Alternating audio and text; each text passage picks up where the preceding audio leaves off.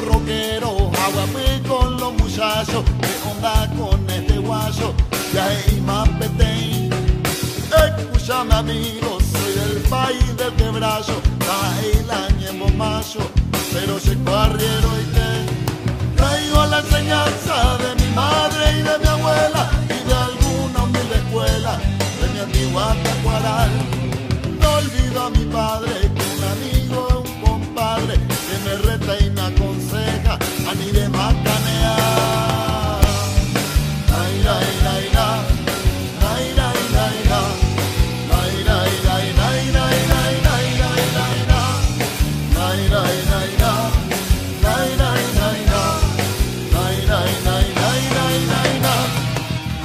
Concierto ha cambiado el aspecto en lo posible, por lo menos un boludo taberón, negritón de indio, te hace el paraguayote y viniste aquí al coyote así vestidos de champán. Le dije oportuno, me tabimación de tipo, ahorita un pecha escrito su palabra en mi canción. Ay, ay, ay, ay.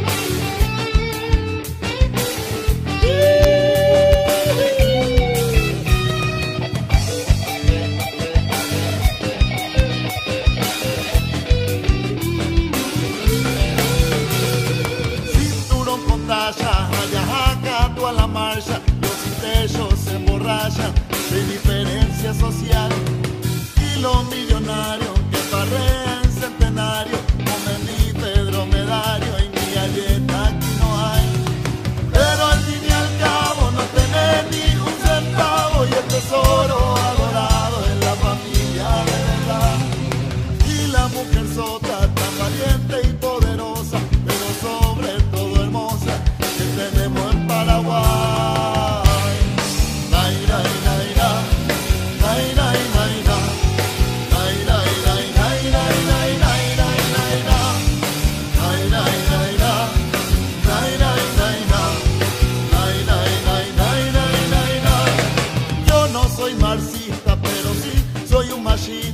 Soy por y feminista, que me pueda ni cambiar. Como paraguayo me convierto en papagayo cuando veo que a una lora alguien la quiere molestar. Y si necesitan, soy el primero en la lista, y orgulloso señorita, sé que la puedo ayudar.